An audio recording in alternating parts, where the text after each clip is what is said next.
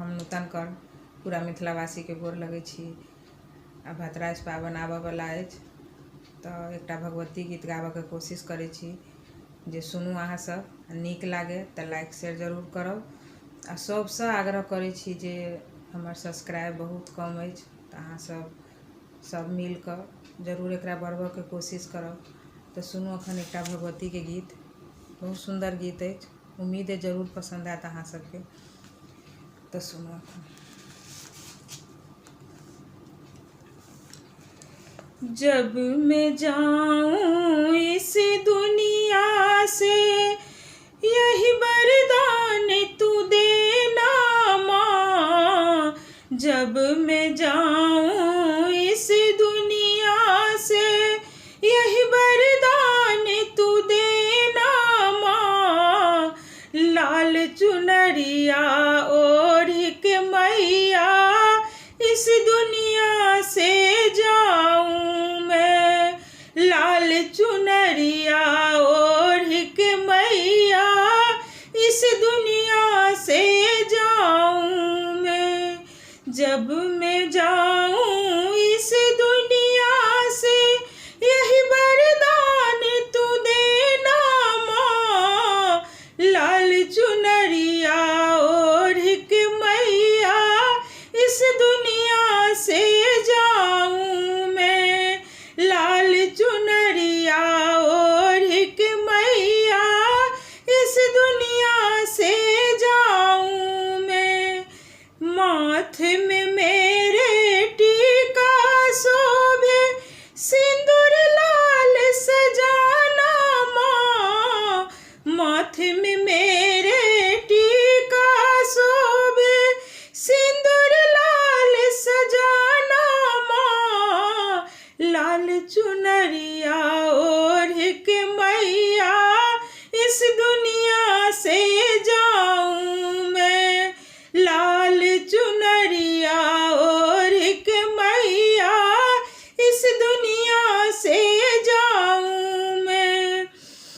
जब मैं जाऊं इस दुनिया से यही वरदान तू देना माँ। लाल चुनरिया ओढ़ के मैया इस दुनिया से जाऊं मैं। लाल चुनरिया ओढ़ के मैया इस दुनिया से जाऊं मैं। लाल चुनरिया ओढ़ के मैया इस दुनिया से जाऊं मैं। हाथ में मेरे चूड़ी शोभे कंगना तू सजाना माँ। हाथ में मेरे चूड़ी शोभे कंगना साथ सजाना माँ।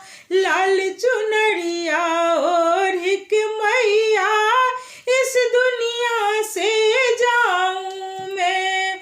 लाल चुनरिया ओढ़ के मैया इस दुनिया से जाऊं मैं।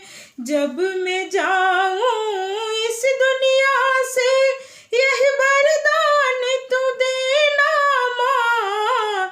लाल चुनरिया ओढ़ के मैया इस दुनिया से जाऊं मैं।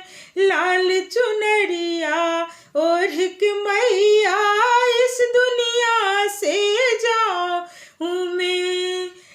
पैर में मेरे पायल शोभे बिछुआ तू सजाना माँ। पैर में मेरे भी पायल शोभे बिछुआ तू सजाना माँ। लाल चुनरिया ओढ़ के मैया इस दुनिया से जाऊं मैं। लाल चुनरिया ओढ़ के मैया इस दुनिया से जाऊं मैं।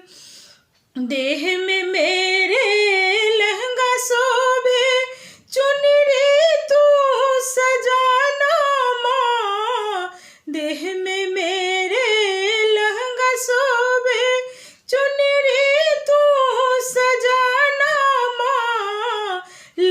चुनरिया ओढ़ के मैया इस दुनिया से जाऊं मैं। लाल चुनरिया ओढ़ के मैया इस दुनिया से जाऊं मैं। लाल चुनरिया ओढ़ के मैया इस दुनिया से जाऊं मैं। धन्यवाद। नीक लागत तो जरूर लाइक करो।